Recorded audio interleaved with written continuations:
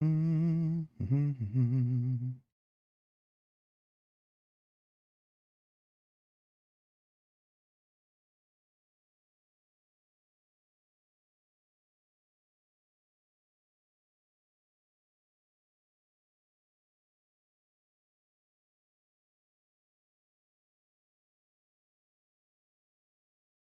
and welcome to the Fresh Air Sci-Fi Show. I'm Joe, And I'm Dave. and tonight we're going to be covering off your recent article. That's right. So Dave wrote an article called What's in the Box? A £3 Rabbit. And I don't know if you've had a chance to read it or not, but we're basically going to be covering off, some of what inspired you to write that article in the first place, and what it actually means. Yeah. It's basically an epistemological argument. I first started seeing it used by a particular YouTuber. I won't name him because I don't want people kind of pouncing on him and mobbing him and going, blah, blah, blah, blah. But the argument is an epistemological one, and it's about what counts as evidence and whether we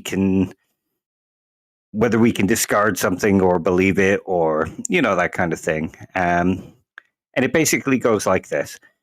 Imagine somebody presents you with a rabbit. Yeah, a box. Now, they say that the box weighs 3 pounds. And the box weighing 3 pounds means that there's a rabbit in the box. But just because the box weighs 3 pounds doesn't mean that there's a rabbit in the box. And we have no good reason to believe that there's a rabbit in the box. And there's no evidence that there's a rabbit in the box just because it weighs 3 pounds. Yeah. It just makes a lot of sense. It kind of does. Yeah. I mean, to some extent, though, it does actually count as evidence that there's potentially a rabbit in the box. Exactly. I think it's the general misunderstanding of what evidence actually is, isn't it? Like, people forget that evidence is something that's indicative. I've written a number of different articles where I've tried to draw that in there, whether it's my bad atheist arguments or when we've been talking on the stream. So it's something that indicates the point. So even an anecdote or a testimony is a form of evidence. That's not necessarily saying it's particularly strong or particularly convincing evidence, but it is still evidence. Saying something is not evidence just because it doesn't convince you or it's weak is a very poor argument. It is. And the argument here is that unless something points specifically to a direct conclusion, then it's not evidence, as the box weighing 3 pounds shows us. Which, again, is wrong, because, as we've just said, it's something that's indicative.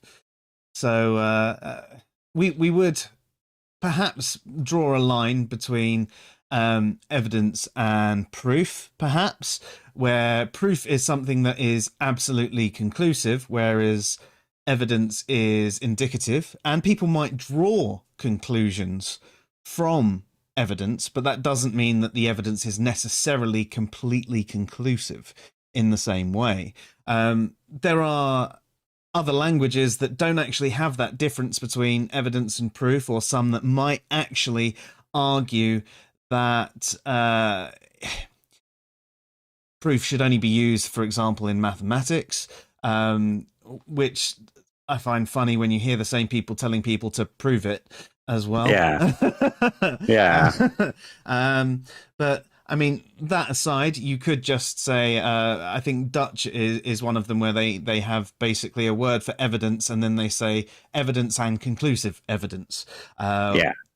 So whether you choose to use the terminology evidence and conclusive evidence or evidence and proof, much of a muchness, same but different. Oh, hey LB, just seen you pop in. Yeah, I hope you're all right, dude. Hey LB. Yes. Yeah, and I think, sorry, I cut my own self. That's all right. Off there. I'm having one of those kind of days too. But yeah, regardless, I mean, it is evidence. Anything indicative is evidence. So technically, and I know a lot of you are going to hate this, the Bible is evidence for God. But also, the Vedas is evidence for the Hindu faith. And all of these things are technically evidence. I'm not saying they're strong. I'm not saying that they're convincing to me, but they do convince some people. People do draw conclusions from them. They have been indicated a particular way, and that's what they're basing their beliefs on. So it really grinds my gears when I hear fellow atheists say things like, that's not evidence. An anecdote is not an evidence. Why do you think they call it anecdotal evidence? Exactly. It's not good evidence, but it's still evidence. Well, that's the question, or kind of that's one of the points I make in the article. There's evidence, and there's evidence that gives us sufficient justification to believe something. Mm-hmm. The box weighing 3 pounds isn't sufficient evidence to believe that there's a rabbit in the box, but it's sufficient evidence to believe that it potentially has a rabbit in the box. Or something else that weighs 3 pounds. Or something else that weighs, yeah. I mean, if you consider the size of the set of all things that weigh 3 pounds, there's quite a lot of things that it weighing 3 pounds could point to. But it's sufficient to believe that it's one of the things in that set of all things that weighs 3 pounds. Or 3 things that weigh a pound each. Yeah. But yes, no, that makes a lot of sense. LB agrees, evidence is poor evidence is evidence nonetheless. Oh, hey, OP, nice to see you. Hey, OP. I think he's on a commute right now, so I don't know if he can actually hear us. But thank you for joining in the chat anyway, dude. Yeah. Nice to have you here. Hopefully you can tune in when you get home. And drive safe. Yeah. So I think the argument is kind of bad that this YouTuber makes when he says the evidence that isn't directly pointing towards a specific conclusion is not evidence at all. If it can point to 10 different things, then it's not evidence of any of those 10 things. Mm-hmm. But that's wrong, because it's evidence that it's one of those 10 things. Exactly. Yeah. You wouldn't necessarily, as you said earlier, you wouldn't be justified in saying it's definitely this one of 10 things, but you would be justified in saying, well, it's going to be one of these 10 things if that was the total size of the set. Exactly. Obviously, with something that weighs 3 pounds, the size of the set could be absolutely massive. It's not quite infinite, but it's probably not far off. Yeah. Oh, well, I mean, I suppose you could get ridiculous of it and go, it's half of something that weighs 6 pounds or as well. Yeah. That's it. You probably could get close to that point where, yeah. No, I agree with you. And I think that's also the other thing that this argument is missing. When we come to a conclusion about something, or when we come, like either saying that, no, this isn't justification to believe something, or yes, this is justification to believe something, we don't go off one data point. No. We don't go off one property, one attribute, one observation. I mean, if that box was only 3 inches by 3 inches cubed, we wouldn't say it's a rabbit. We would have another observation that would make us go, well, that's definitely not a rabbit. I don't care that it weighs 3 pounds. It's definitely not a rabbit. Yeah, and I mean, size-wise, we're talking by that's basically something that size. I think that actually would reduce the data set quite massively for something that small to be weighing 3 pounds. It might even have to be a 3 pound weight. I can't think of much else that could fit in a box that size. Or if we imagine a box that's steel, has no way of putting anything in it, and you shake the box and you hear nothing in it, you've got pretty good justification for believing that there's no rabbit in there. Mm-hmm. And it's just that the metal is making the box weigh 3 pounds. Yeah. No argument for me there. Yeah. And that's generally how it goes when we form some kind of hypothesis about something. Mm-hmm. We don't just go from one data point. We take in as many observations as possible, and we go to probabilities. The probability of it being a rabbit is lowered or raised by specific properties within the box or about the box. If we shake the box and it squeals, there's likely an animal in it. If we shake the box and it just sounds like a heavy weight, it's probably not a rabbit. Yeah, and I suppose you could go even further, and if you squeeze the box, you might be able to feel the outside. And yeah, is it squishy? Is it hard? Does it feel like it's got a rounded edge? Or, yeah. Has it got air holes? Yeah. Did you buy the box from a pet shop and the guy said he's put a rabbit in the box because you've just paid for it?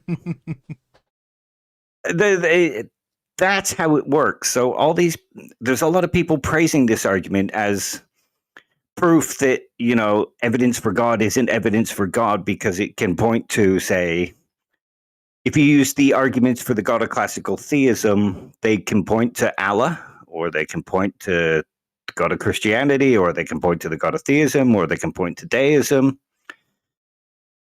And they say that because it's evidence for all of these things, then it's evidence for none of them. And that's not quite the way it works. No. And as you explained, we could just use, for example, the kalam. And I know it's not necessarily logically sound, but it is logically valid. And if we were to assume for a moment that it was sound and it did indicate that there had to be this first cause, it indicates that, not necessarily a god, but there was some form of prime mover first cause. And in that set, there were a number of different gods. And, okay, it's evidence that there was... it's an argument for, I'm not sure you can necessarily say it was, but if it was definitely sound, it would be evidence. And therefore, as you say, there'd be then other bits that you'd take from it as well. You go, okay, there's other data points here. We've got our start. There was definitely this first cause, and then we pull in all these other data points, and then all of a sudden that set gets narrower and narrower and narrower, and then we go, okay, it then becomes, oh, well, we've whittled it down to maybe 3 gods rather than those. And actually, of the 3 gods, 2 of them are actually the same god, but with just a slightly different spin on the story. So, for example, the Abrahamic deity. So we could then say, okay, so we've actually got 2 data points here that we're trying to fight over. So which one is it? So yeah, exactly. And that's why, you get a lot of people who are sticking with the Kalam, and like you said, you get a lot of people who say, well, the Kalam doesn't prove a god. It doesn't prove a particular god. It doesn't prove your god. Well, if you think about the way the Kalam is generally formulated, it doesn't stop at the Kalam. No. It moves on to, well, the fact that we had a first cause and there was nothing before it means that whatever created the universe had to be immaterial. There appears to be design, so therefore it had to be an immaterial mind. It builds on it and builds on it to try and raise that probability that the conclusion it gets to is the correct conclusion. Yeah, and as you're saying, on its own, yes, it doesn't necessarily do it, but the people making those arguments do fit the Kalam into their argument. And as you say, it might be adding in arguments from design, etc. And even if we would still argue that that's not enough to convince us, it's still an overall half-decent argument. Yeah. I mean, like I say, it doesn't compel me, but it's understandable why it might compel some. But anybody who argues that these things aren't evidence, or just because one bit doesn't point to one conclusively, doesn't mean, it doesn't mean that the whole argument fails. Yeah, no, I agree. I mean, we could even be a little bit ridiculous and go, well, actually, the only evidence you really have is the fact that I've told you that my name, and not necessarily you, Dave, but the audience, that my name is Joe, and I've got my name in the corner here, which I put myself. So basically, it's the same testimony regardless. But that you could, that they'd be saying, well, no, that's not evidence because your name could be any other name. I'm like, well, it could be. Yeah, it could be. But the fact that you put it there raises the probability, and you're running a channel that you want people to know you and people to know her name and sort of get her names out there. And we managed to call each other by our names without going, oh, wait, no, that's your name. Hang on. Oh, no. You're not Joe. Wait, no. Yeah, it raises the probability that it's actually the truth. Yeah, definitely. And if someone so wished, they could find our Facebook group, for example, and they could see that there's someone in there called Joe that happens to be an admin. And then they could go onto our website and they could see the fact that the author Davidian has the same picture as Joe. And then they could trace that back and go through the about page if they so wished. And they could go, oh, okay, it looks like Davidian is the one that manages the Answers in Reason account there. And they're putting these, and there's enough there. Sure, I mean, this could all be a massive fake. I could be a deep fake. Really, I'm Steve McRae. But, I mean, realistically, I would say that there is enough evidence to at least say it's rational to believe that my name is Joe. I could understand someone being a bit hesitant to call it knowledge, even if they've done all of that work. But realistically speaking, man, like, surely it's enough to justify belief at the very minimum. Yeah. And simply being skeptical and saying, well, it could be that you're lying isn't a rational defeater. No. Simply being skeptical of something isn't good enough to say, well, that's good reason to disbelieve it, because I can disbelieve it. Would you say that you can actually be irrationally skeptical then? Yes, I would think so. Because if there's overwhelming evidence to justify a particular belief, and you say, well, all this mounting evidence that raises the probability to like 90% that it's correct isn't enough to justify belief because of this one thing where this one time 10 years ago somebody lied about their name to me isn't a rational defeater. Yeah. Would you still call that skepticism? Or would they be more in the realms of either pseudo-skepticism or denialism or cynicism at that point? Yeah, I'd say they're taking it all a bit far. Yeah. I mean, I can understand it if they were to say, meet you in the streets, and you were to say, my name is Joe. Can you lend me 10p for the phone because my car's broken down and I need petrol and I need to phone somebody? I promise you, if you look me up on Facebook and I'll send you the 10p, that might be a good enough reason to not believe you. Mm-hmm. But with the overwhelming evidence of like a couple of years of podcasting, 5 years of posting is your real name, all that kind of stuff, to deny it would be taking it a bit far. Yeah. Fair. No, I agree with that. It'd be sort of like saying all the people that mobbed the Capitol building yesterday were Antifa. Yeah, they're all hired actors. Yeah, because I want it to be true, but there's all this overwhelming evidence.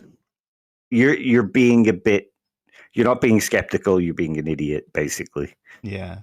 The thing is, even if we did suppose that every single one of them were hired protesters and not real Trumpers, because Trumpers wouldn't do that, Trump supported them. Yeah. So what does that say about the moral character of Trump? I mean, we've all got our opinion on it from before this instance, but the fact that people are still standing behind him and to save themselves from believing that any Trumper would do it, because they wouldn't themselves and they're a Trumper. And I can understand that they don't want to be associated with that sort of thing. But they're going to the point of going, well, no, that would never have happened. That would never be a Trump supporter. They've clearly been hired. There's this hire actor. Look at this picture of this guy. I mean, do you know what? Maybe there are people who are hired protesters out there. Maybe there are people that just like to join in and cause damage wherever it is. I mean, that's entirely possible. But the fact of the matter is, I think we could say most of them are definitely Trumpettes and Trump supported them. So even if they weren't, it still shows that Trump is an immoral wanker and should never have held office. And it shows that he expected something like that to happen. At least in my opinion.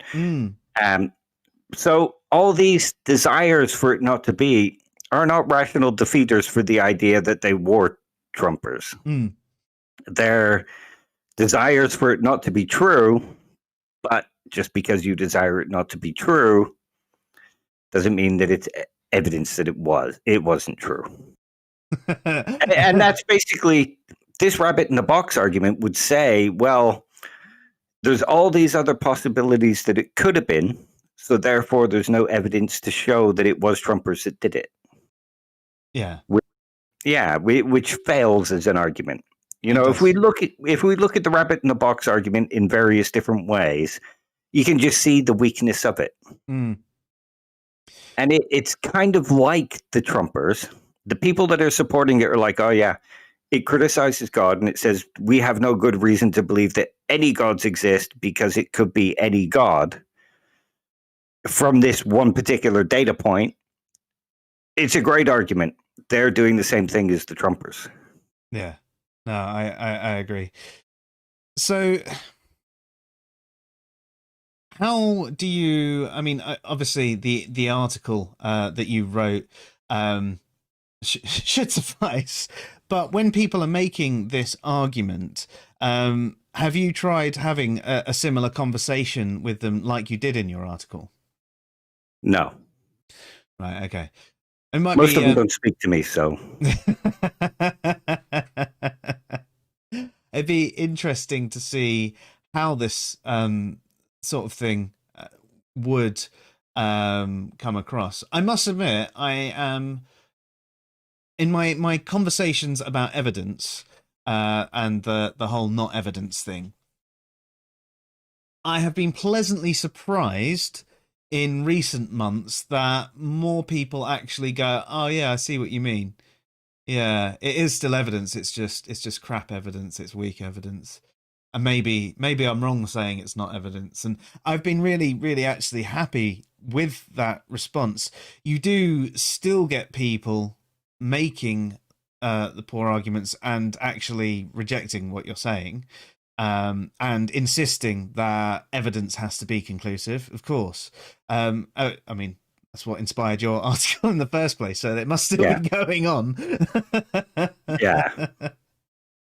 And one thing I will say for the argument is that it does have a very good use as an analogy for why one data point can point to a large set. And it pointing to a large set doesn't justify belief just based on that one data point.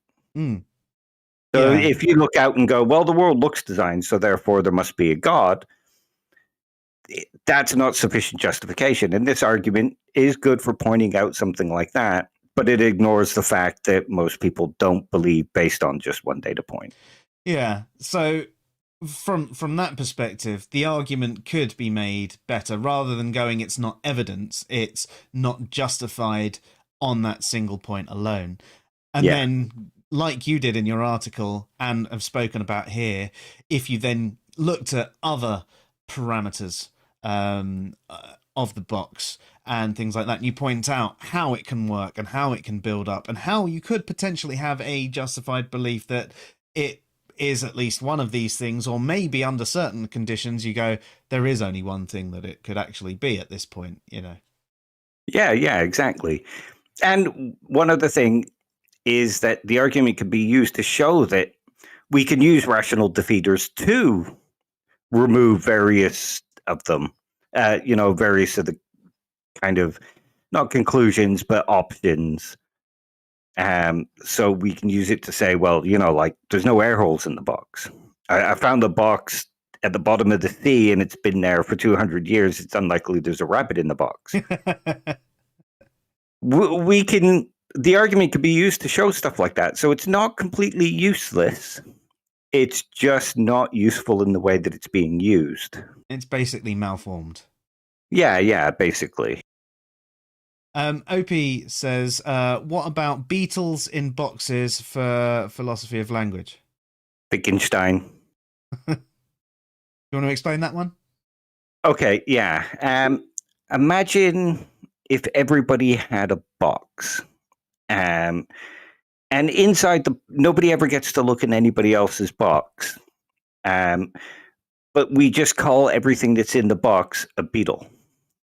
I'm trying to put it as simply as possible. So eventually, beetle would describe whatever is in the box. Mm-hmm. It might not be a beetle as we would refer to it if we saw a beetle, but it would be a beetle in a box. That's just how the language would grow to become. Yeah. Fair? Yeah. So, I mean, in this case, well, if everybody called what was in the box, this 3-pound thing, a rabbit, eventually it would become a rabbit in a box. Yeah, I suppose, yeah, it's more an argument for how language works and how it develops and what we're... see, a word will have a referent. So the word points to a particular thing. And in this case, if everybody started calling what was in the box a rabbit, that word's referent would be whatever is in this box that weighs 3 pounds. Yeah. Yeah, interesting. I suppose it's kind of like when I was trying to simply explain, normative language and descriptive language. And if the word atheist, for example, was used to describe a cheese sandwich, that eventually all cheese sandwiches are atheists. Exactly. Yeah. And it's why if enough people start using the lacktheist definition, and it's anything that lacks a belief in God, then they're not wrong to say that a rock is an atheist, because the word has become used often enough and is accepted by enough people where it does actually refer to rocks, regardless of how dumb of an argument it is.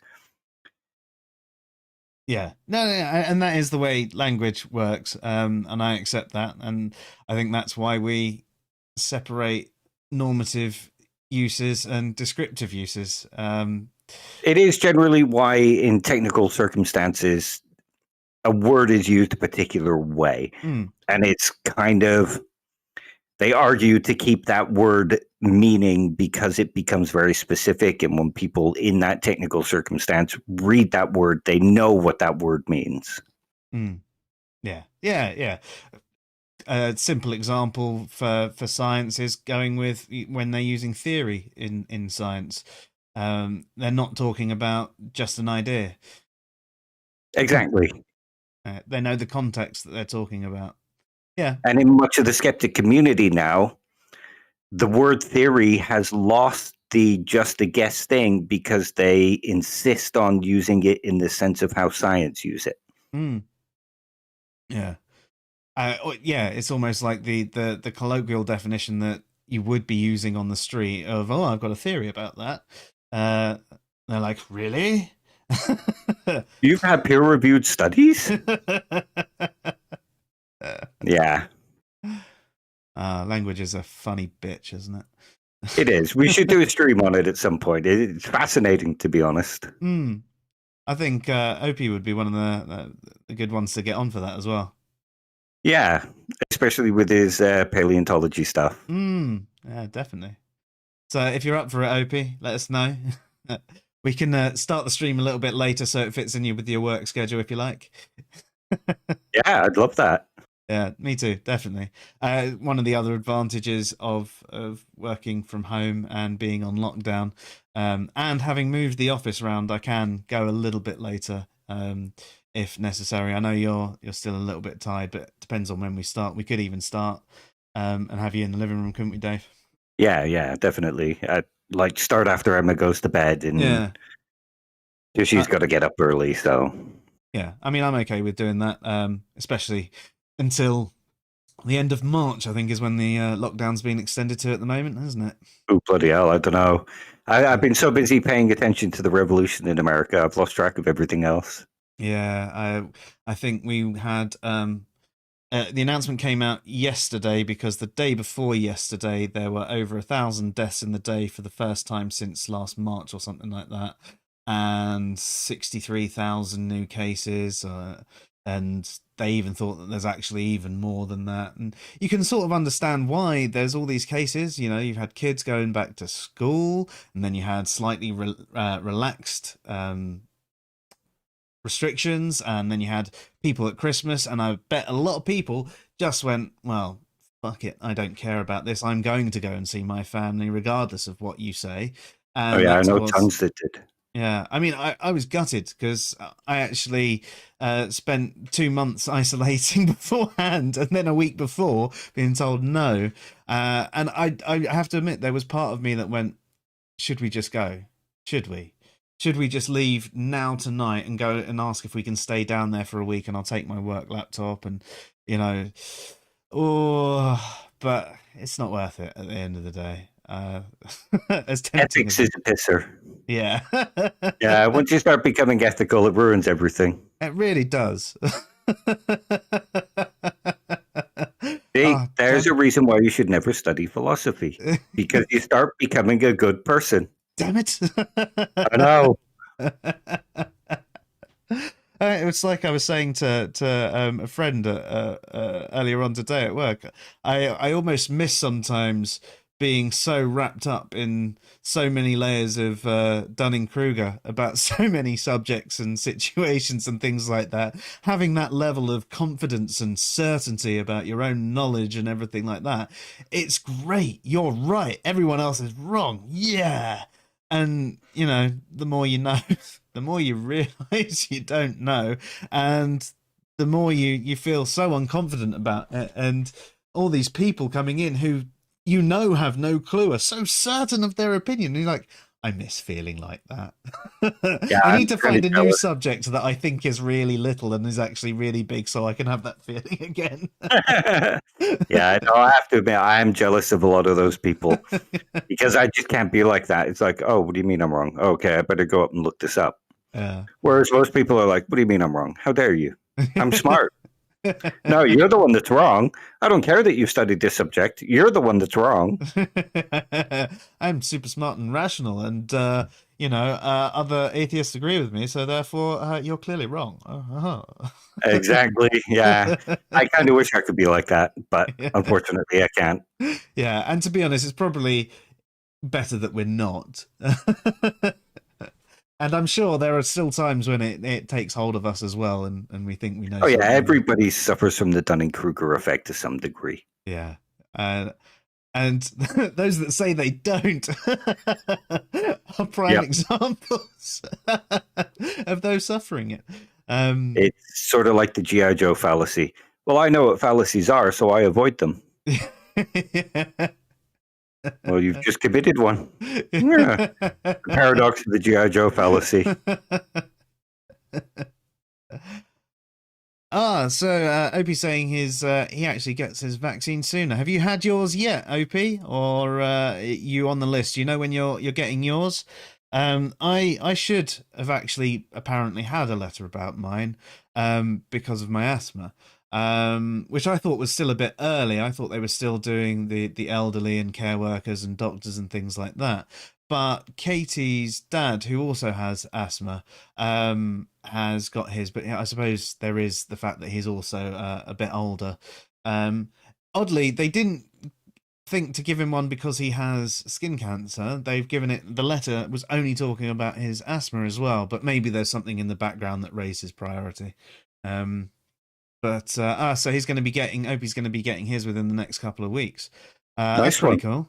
Yeah, be interesting to see how that goes. I mean, that's another thing that I've been seeing a lot of recently. People talking about deaths from the vaccine, and there were 6 people that died in the study. I don't know how to say the Pfizer. Pfizer. Yeah. I just read it and I just go. Close enough. If you get enough people to say it that way, that's how it will be said.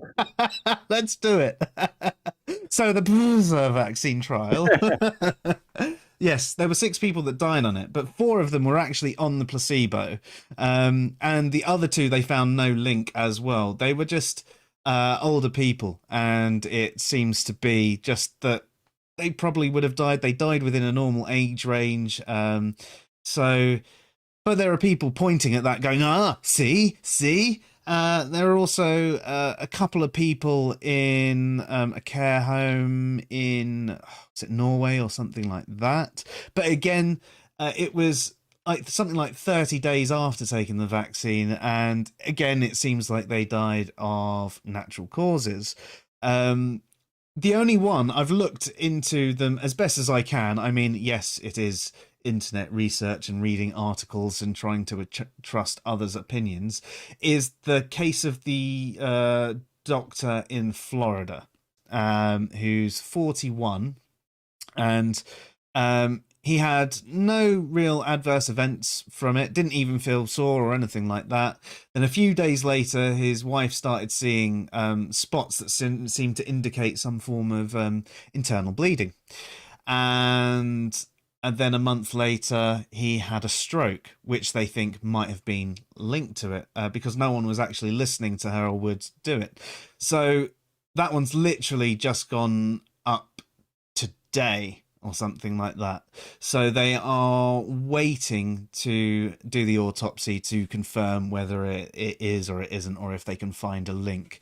But realistically speaking, these are people who are looking at single data points and drawing assumptions on it, and not looking into it as best they can. They're going in with the conclusion, I don't want the vaccine, it's going to be bad, vaccines are bad, and they're going, see. But actually, yeah, from the first bit, 4 people weren't even on the vaccine. They were on a placebo. And then they turn around and make claims like, oh, it's a dangerous placebo. Why are they using dangerous placebos? I'm not quite sure that's how a placebo works. And it's one of those things where you see such a lack of understanding about these things. And it's frustrating, but there are also people that you can't reason with because they are so grounded in their opinion, and it's ridiculous. I mean, I even got into I avoided the conversation at work because it was a meeting, and there was a guy, absolutely lovely guy, who doesn't want to get the vaccine. And one of his reasons is fairly rational, actually, but the main one he was going on about was the fact that he and his family and his kids and all of that fit within the range that they wouldn't be hurt by the vaccine. And so I turned around, and the only comment I had on it was, well, you can still be asymptomatic and pass it on. So you could pass it on to someone else. And he turned around and went, no, it's been proven that asymptomatic people can't pass it on. It's like, no, it hasn't been proven. They have less chance of passing it on because there is no sneeze to spray it out, but they're still able to do it. They wipe something like that and they touch something, they're still going to pass it on. And in fact, I have a real life example. A friend of the wife's, her son was going to sixth form college, completely asymptomatic, doesn't feel ill or anything like that, has brought it home and given it to his parents. And it's like, right, okay. Clearly, I mean, okay, that's an anecdote, but it does back up the point that actually being asymptomatic, whilst you have a reduced risk, doesn't mean that you're not going to be passing it on. Yeah. I don't know if you saw David Silverman's post recently. No. The American atheist guy.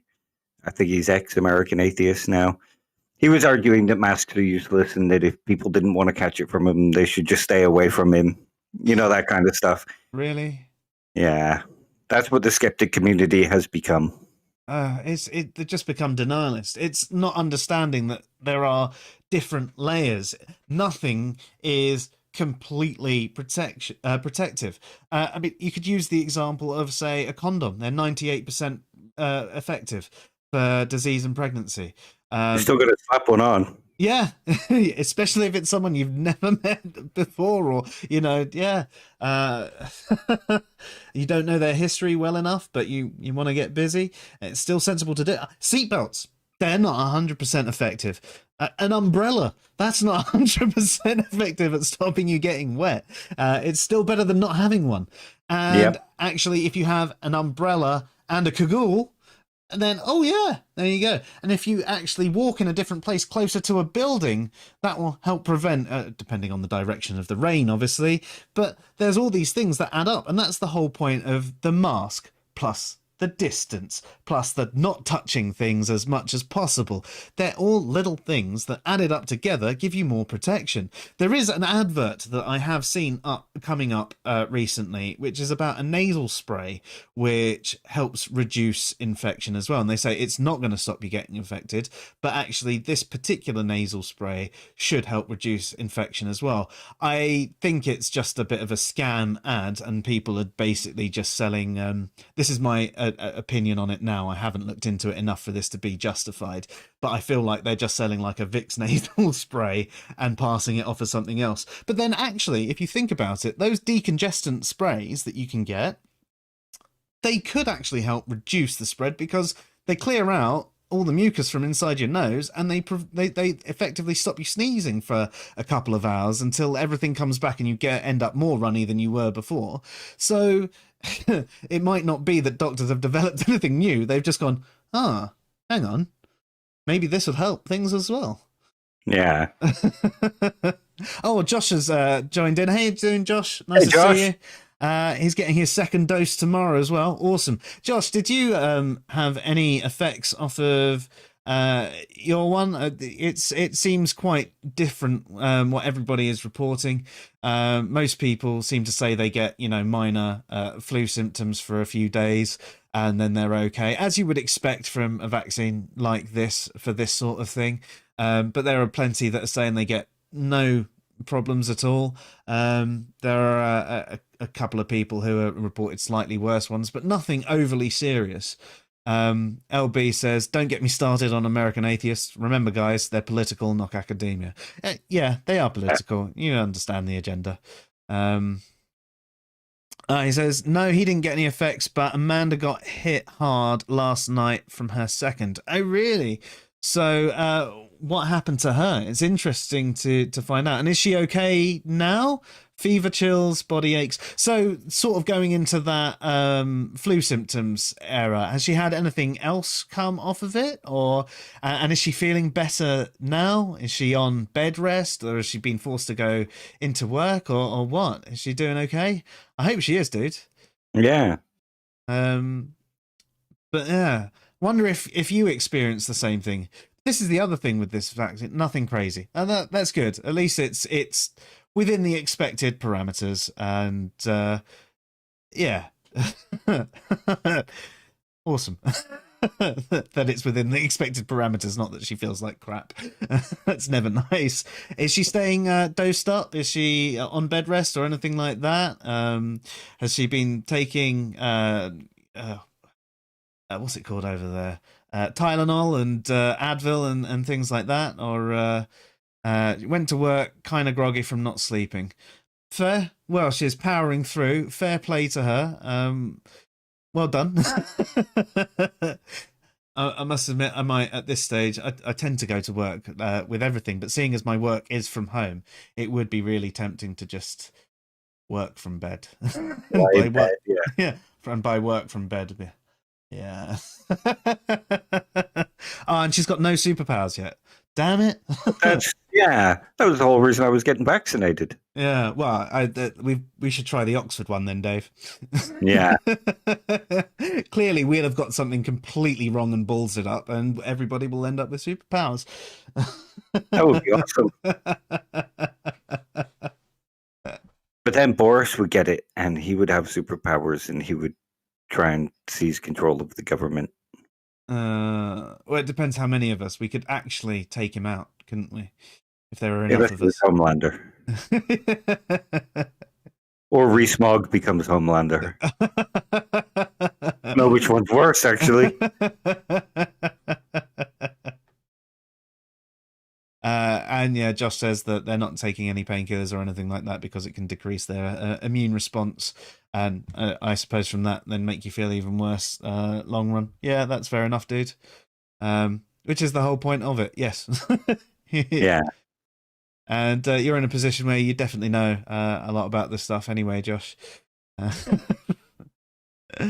think one of the things about these vaccines is people have to remember that there's like a practical reason to sort of try and rush them out and sort of get them tested in the field, so to speak. Yeah, I mean, the thing is, even tests, I mean, these tests have probably, I know they've been done in about 8 months plus. But they've tested on as many people and done as much testing as they would in your sort of 3-year trial. The only thing that they won't have been able to test is the longevity. Long term. Yeah. And if the other side of it is when you're doing these tests, there's 7 billion people on this planet. So you're not going to have been able to take into account every single person, everybody's genetic makeup. There are going to be things that do come out of the woodwork. The only way to test a vaccine on enough people is to actually send it out.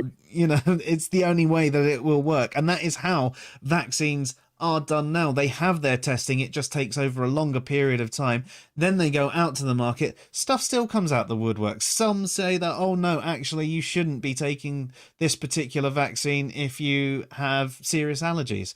That's one of the things that actually came out from this vaccine going live. Actually, the Oxford one is supposed to be okay with allergies. It's just the one. I'm going to have fun saying that on stream. You're making it happen. Yeah, as Josh says, the trial number is actually incredible compared to most meds that come out. It was on the Pfizer one, it was about 44,000. I think the Oxford one I was reading the other day was closer to 60,000 people as well. So it's basically 15 times what you'd see in a new blood pressure medication. So when you people are out there saying that you're worried that it hasn't been tested thoroughly enough, it has been tested more thoroughly than the average medication that has been released. It's the only thing is the long-term effects, and of course the fact that everybody's genetic makeup is different. So there will be the odd thing that does come out of the woodwork. But if we all sit around waiting for it to happen, no one will actually have it, and then the virus will continue spreading. And yes, okay, it is a tiny risk to ourselves, but so far there have been no serious side effects, and we know a lot more about what we're doing with things like vaccines than we used to. We're a lot better at this. The doctors and other scientists that work on this sort of things, they're brilliant. And like, they've worked so hard, and people just say the stuff they're saying, which is demonstrably false. It's it's flat Earth, climate change denial, and all that stuff all over again. Well, I've started seeing people in my Facebook feed comparing it to thalidomide in the 50s or 60s or whenever it was, which is just a wrong comparison all round. Yeah. And I could go on an entire anti-vaxxer rant if I'm not too careful. There are definitely certain things that grind my gears, and I just stopped myself from going on one any further. Yes, Josh, you go and enjoy your workout. We will shout to you if we need any more information. Thank you. Have a great workout, Josh. Strong man. Boobies. So obviously we've gone off the rails a little bit about talking about boxes and what's in the box, but I also think that we've demonstrated, even with the vaccine thing, people using a single data point as evidence for something without actually looking at the other data points. It doesn't mean that it wasn't evidence. So when I was talking about the 6 people that died in the trial and people using that as evidence, it did indicate that there could be something there. It was just bad evidence for that, because when you actually examine the other data points, you realize, oh, actually, yeah, 4 of them were on the placebo, and the other 2, it was showed that they died of natural causes, and it was around the time that you'd expect someone of their age group to die anyway. And there you go. There you have that whole justified look at things. And that's exactly what your article was demonstrating about how, yes, so it doesn't mean it wasn't evidence for the rabbit in the box. It is evidence that something like a rabbit could be in the box. And there are other things it could be. And then when you add in the other parameters, you all of a sudden, your belief of what it is becomes more rational, more justified. It shapes down, yeah. And probabilities are raised and lowered for certain hypotheses about what happened, or, certain hypotheses about what's in the box.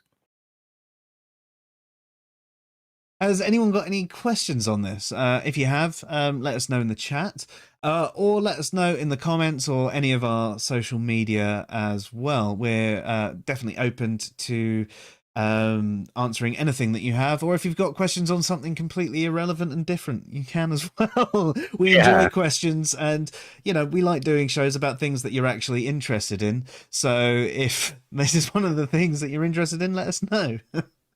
And if we don't know what we're talking about, it'll give us a chance to practice our Dunning-Kruger. Yes, in fact, if you can give us a subject that we think we know about, but we really don't, I'll get to have that special feeling again. Let's talk about American football. Well, it's just like rugby with pads, isn't it? But they throw the ball forward. And better pay. Yeah, a lot better pay. Insane pay. Yeah. That's pretty much my limit of the knowledge on that sport. I can do a pretty good spiral though, for yeah, growing up in Canada, I learned how to throw the ball. Couldn't play the fucking game, but could throw the ball. I did a year in Michigan when I was 13, so it was one of the things that you almost had to learn. Yeah.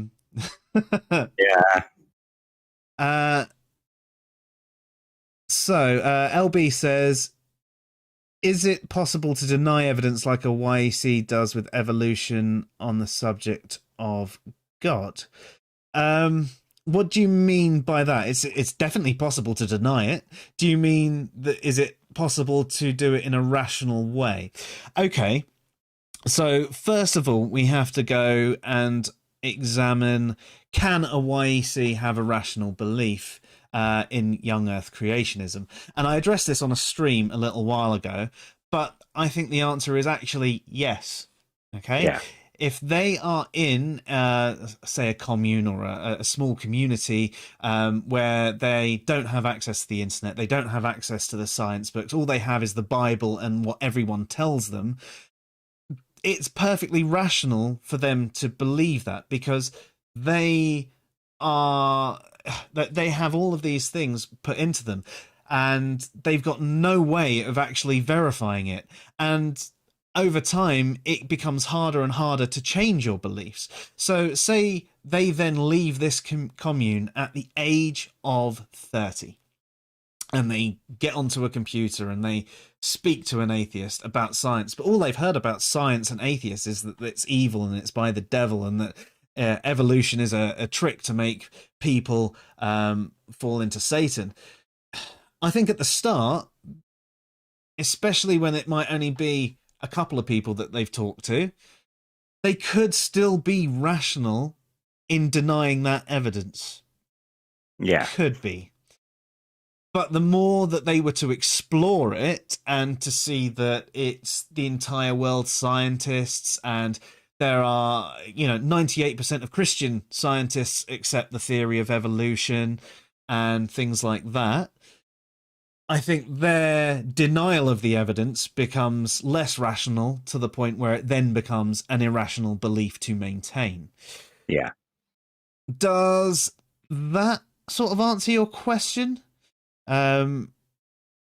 So what he's saying, but what he means is, sorry, but what I mean is that even if there is good evidence for the existence of God, can someone deny it as such? What would we say is good evidence? Yeah.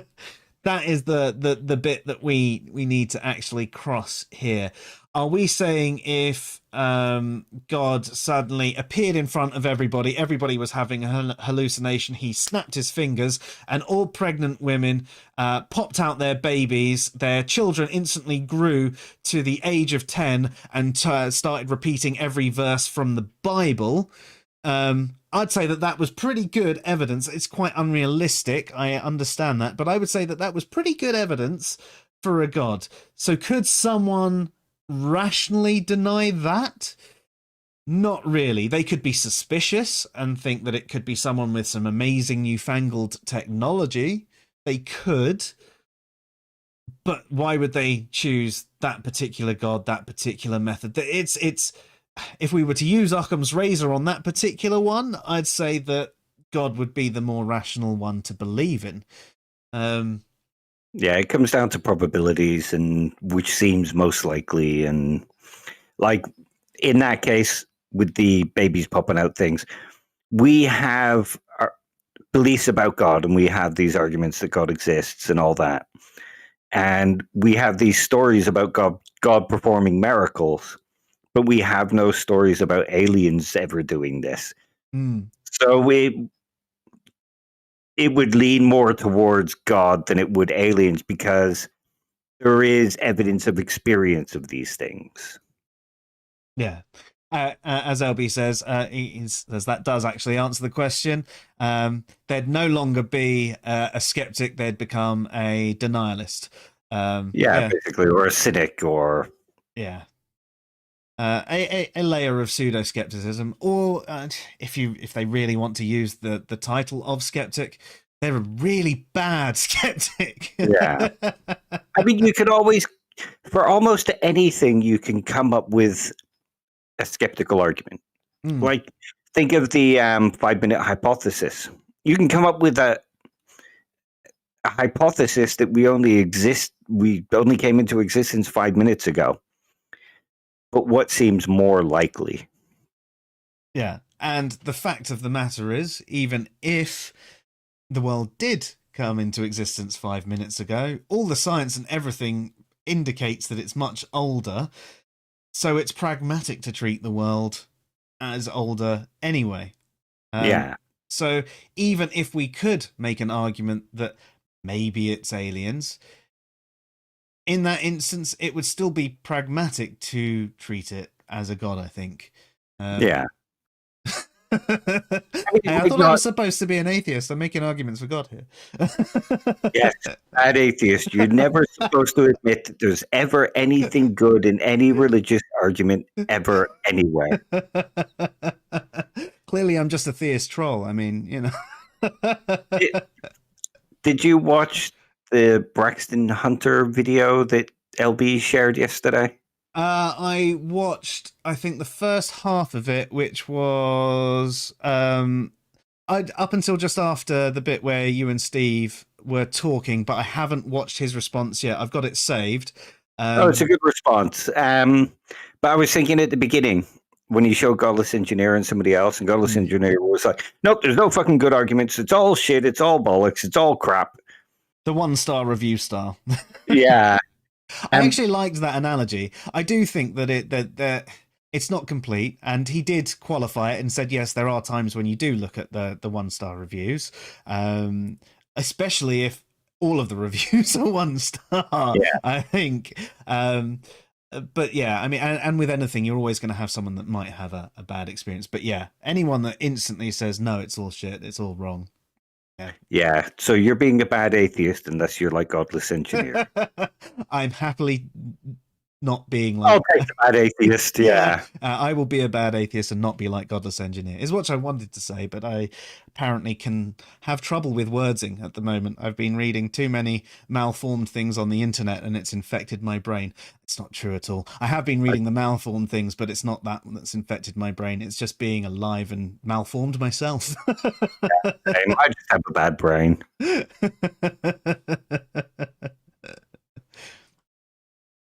Yeah, LB. I mean, you say he's another new atheist. I mean, technically, like we did on that stream with Ozzy, a new atheist is just someone that speaks out against or challenges theists. It's just he's a form of the bad new atheist versus a good new atheist, we would say. But then that sounds like we're blowing our own trumpets. Yeah, theoretically, we could kind of be classified as new atheists because we too question and challenge religious arguments, and we're kind of vocal about it. We're just not assholish about it, and we actually, it's not just sticking fingers in our ears and going, no, no, no, religion bad, beliefs bad, beliefs bad. We're just not doing that. No. And equally, we challenge each other and we challenge other atheists as well, which is why we are often called theist trolls or things like that. Yeah, I'm just challenged.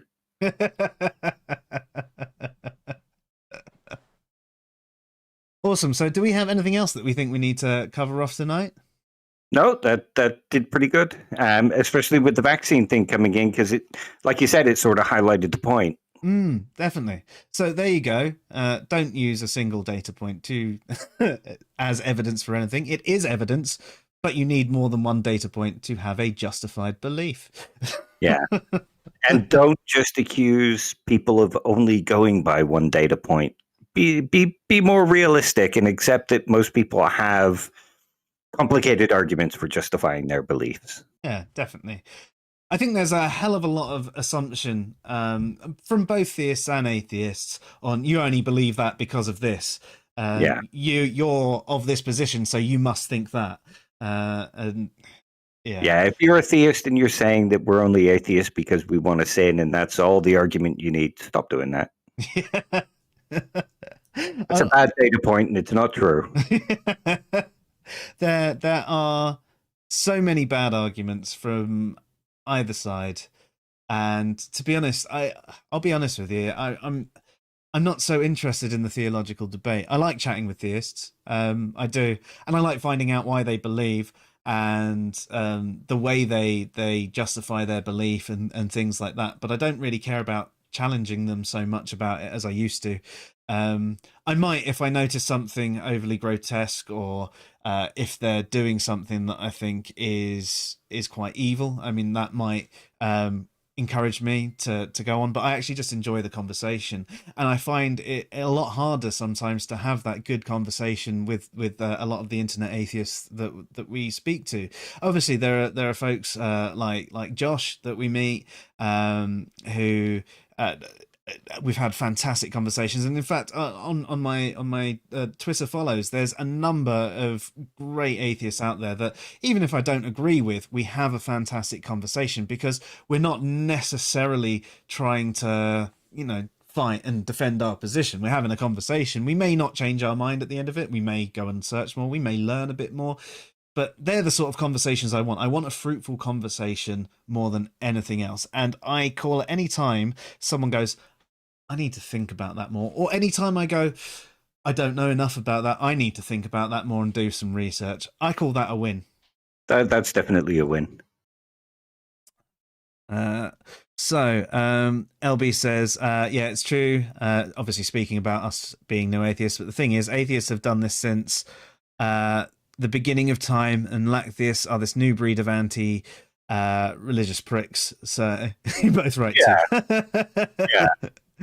Yeah, it does actually make me laugh when you find a lacktheist that is also an anti-theist. They think no one should believe in any form of gods, but they only lack belief. They're not saying that they believe they don't exist. So I mean, if you're so uncertain about your position, why are you telling people that they can't have theirs? Yeah. That's one of the things about the lack-theist position as well, is if you're going to be challenging these people and saying you shouldn't be believing or you have no good reasons to believe, you need better arguments to show that why they believe aren't good reasons. Yeah. Not just, well, you shouldn't believe because you haven't got sufficient evidence. Well, goes back to the evidence thing. It's evidence for them. Yeah, definitely. It's convincing evidence for them. It should still be regarded as evidence for you in a way. It's just not convincing for you. Not compelling evidence. Yeah. LB says, it's safe to say that street epistemology is the lack-theist way of street preaching. I don't completely agree with that. I mean, you do see some people doing street epistemology. They're just they go up to people and say, tell me about something that you believe in. And they do it. And then they start asking Socratic style questions and sort of unwinding the beliefs. I don't think that it's the only way street epistemology is used, but you do have a point that it can be used that way and is used that way. Some people have an agenda with it. Yeah. Josh on the previous point says that you don't have sufficient evidence and they don't have sufficient evidence. Yes, I agree. Yep. We need to have people in the chat room that we disagree with more, because I just end up going, yes, I agree with you. Someone say something like either really dumb or really controversial. I'm always the smartest person in the room. Well, how's that? Considering you're the only person in the room right now, Dave, yes. Damn it. Damn it. Okay, Aaron Ra is a great philosopher. I quit.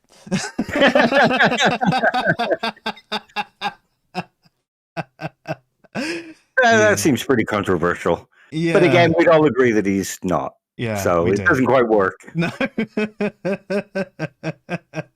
Yes, LB. I knew you were referring to the Aaron Ra style types of lack-theists and the way they do it. You're right. Street epistemology is used in that way. It's just not the only way that it is used. YC's true. Earth is flat. Yeah, but we know LB doesn't believe those things. No. And if he does, get out of our chat room.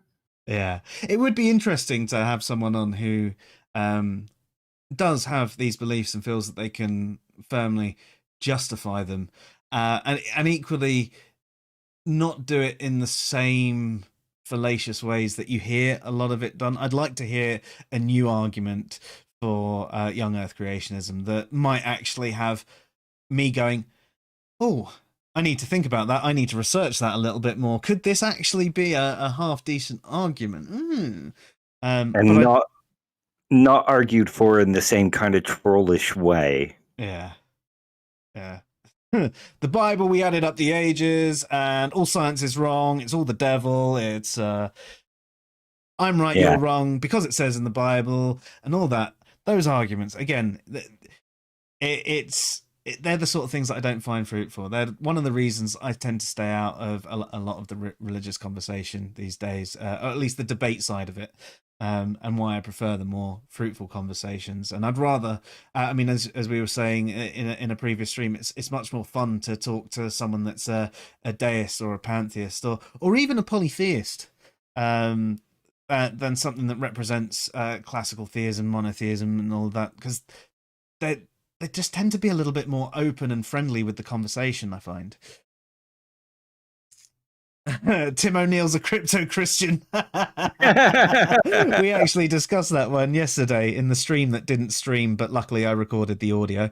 Because I don't know if you saw, LB, but on Twitter a couple of days ago now, there was a group, I think a particular atheist, it might have been Atheist Forum or something like that, posted a meme, and the meme was talking about the T being representative of a different god that its name began with a T, and someone tagged Tim in, and he said, well, actually, no, this isn't the case in the original language. This is how it looked.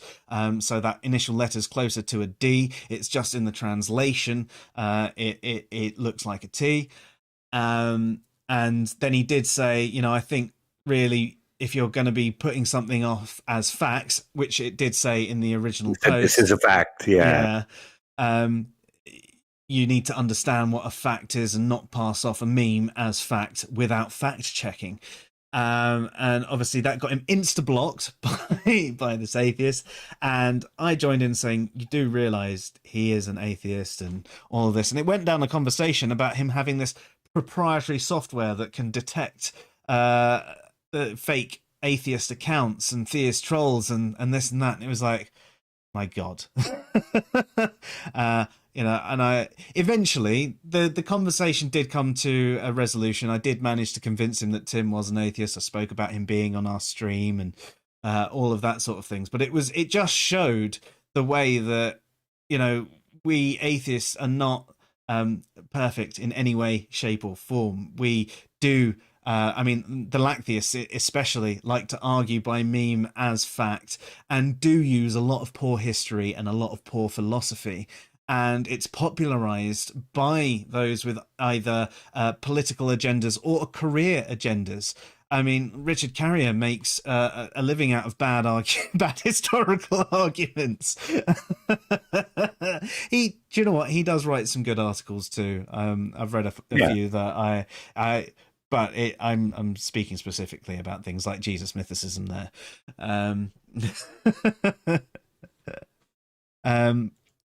Sorry, Josh, you said intent of an action doesn't play part in the moral judgment of an action.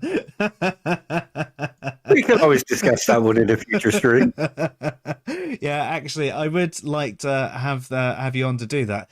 And actually, we could even throw in your thoughts on deterministic morality as well, Josh. That might be an interesting conversation to have. Intent, morality, and determinism. So if you've got a free point in the future, that might be a fun conversation to have.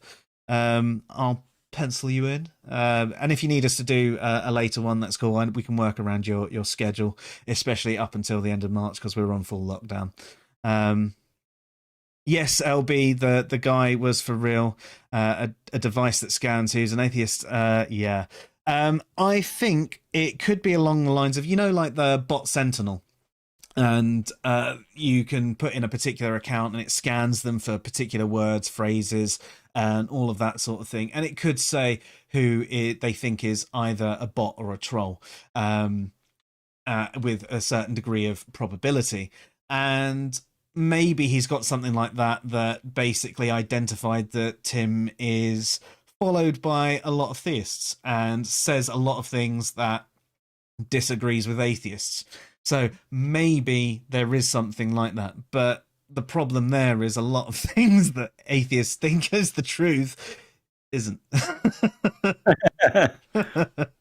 I think most of them will just accept something as long as it says something bad about Christianity or God or other religions in general.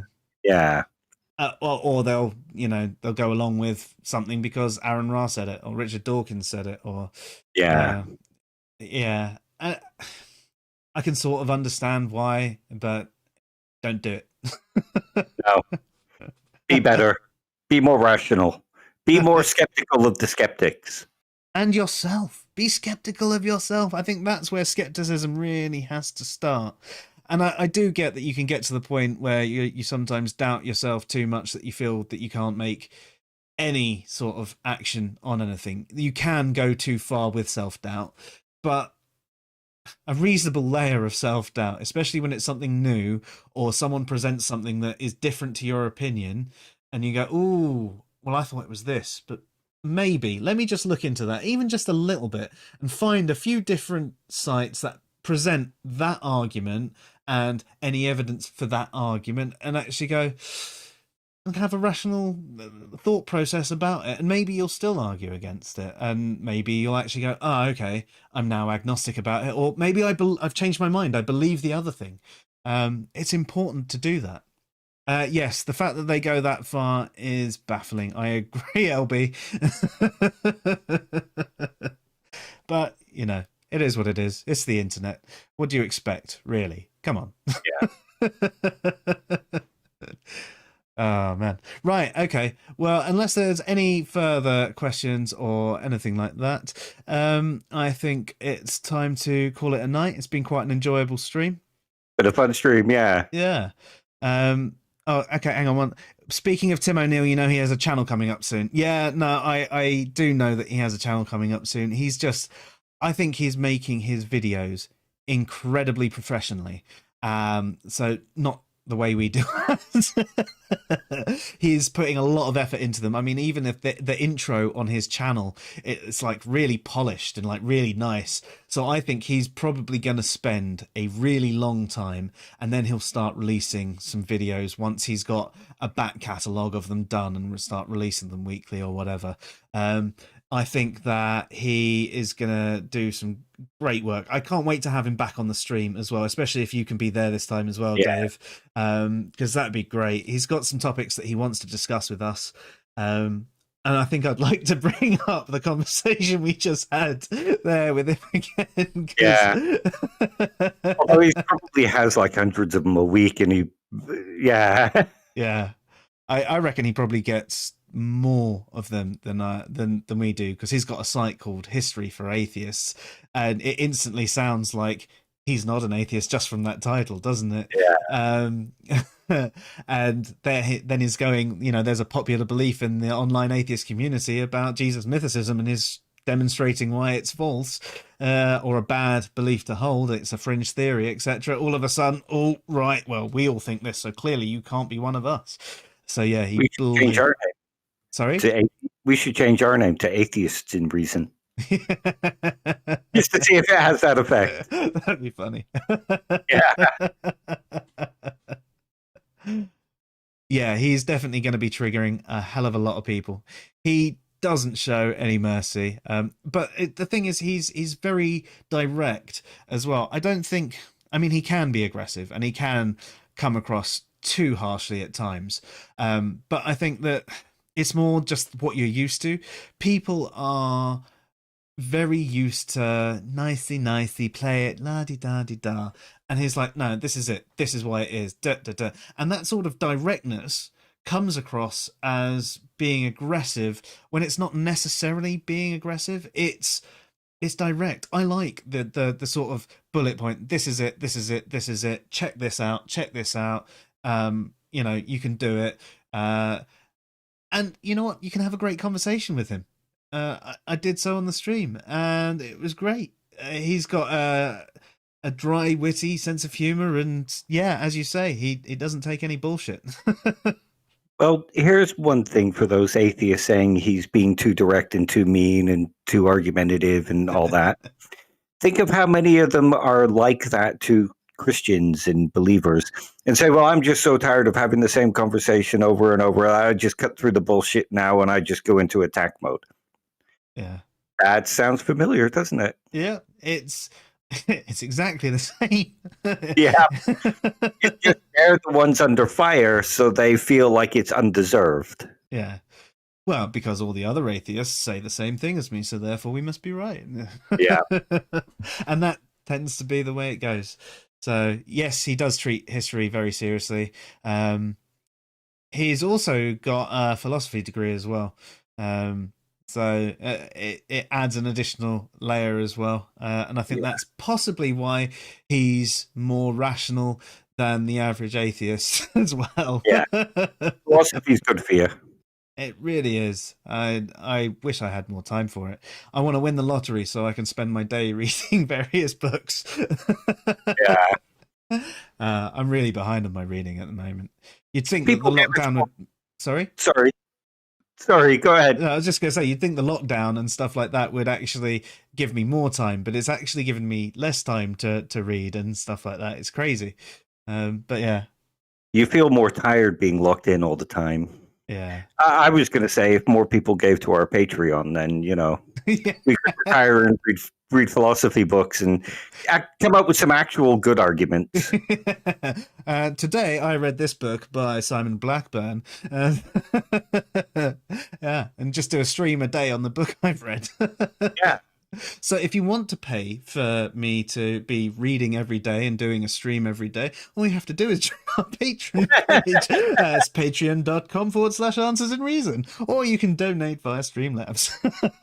Yeah, we're shit at advertising. But we're funny. Yeah, well, we find ourselves funny, and hopefully you do by osmosis. Yeah. Sorry, I had to throw a bit more science in there today.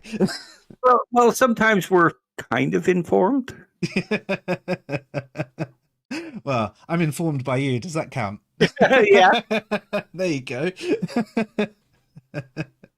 Yeah, wicked. All right, so thank you everybody who has been listening in live tonight, especially LB, Josh, and OP who've been joining in the chat room. Everyone else who's been watching, please don't feel afraid. Come join in the chat room or join us online. Yes, you do, Josh. We're very appreciative of you for being our patron. Honestly, you're like the best person I've ever met on the internet. For so many reasons. And the fact that you put up with us and are droning on. I don't know how you do it, man. I can barely stand myself. But yes, thank you. And also thanks to everybody who's catching this on the rerun and wherever you're watching from. I'd like to thank you all. I hope that you are all going to be getting vaccinated. And also my thoughts go out to all of you in America right now who are going through some incredibly nasty drama.